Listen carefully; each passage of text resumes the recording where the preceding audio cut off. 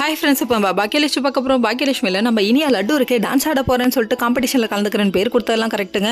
ஆனால் பயங்கரமாக பயப்படுது. நம்ம எல்லாருக்குமே ஸ்டேஜ் ஃபியர் இருக்கும். அதுவும் 90s கிட்ஸ்க்குலாம் சொல்லவா வேணும், பயங்கரமாக இருக்கும்.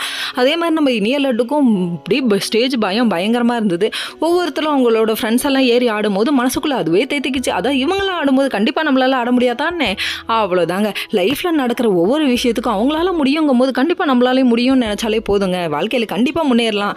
இதெல்லாம் ஒரு பக்கம் இருக்க, நம்ம இனியா லட்டு என்ன பண்ணிச்சுன்னா சரின்னு சொல்லிட்டு உன்னால் முடியும்டி அப்படின்னு நினச்சிட்டு பயங்கரமாக ஆடிச்சு. நான் கூட லட்டு உருண்ட மாதிரி இருக்கே, எப்படி ஆடுமோன்னு நம்ம நினச்சாங்க. கடைசியில் பார்த்தா பயங்கரமாக ஆடி பாராட்டுக்கெல்லாம் வாங்கிருச்சு.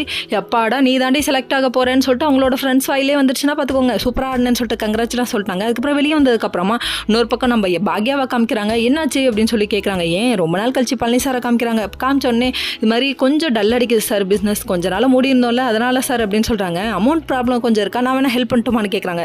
நமக்கு வந்துட்டு அடுத்தவங்கள்ட்ட வாங்குறது பிடிக்காது இல்லையா, அதனால பாக்கியா மேம் இருந்துட்டு இல்லை வேணாம் அப்படின்னு சொல்லிட்டு ஒரே வார்த்தையாக சொல்லிட்டாங்க. இப்படி போய் என்ன போய் தனியாக பார்க்குறீங்களே, பிரித்து பார்க்குறீங்களேன்னு சொல்லிட்டு அவரு ஒரு சென்டிமெண்ட்டை போட மறுபடியும் பக்கமாக டைலாக் அடிச்சிடாதீங்க, நான் கண்டிப்பாக வாங்கிக்கிறேன் அப்படின்னு சொல்லிட்டாங்க. அதுவும் கடனாக தான் வாங்குவேன், வட்டி போட்டு கொடுப்பேன்னு சொல்லிட்டாங்க. சரிம்மா நீ எப்படியோ கொடுத்தா சரி அப்படின்ற மாதிரி இவங்க நினச்சிட்டாங்க.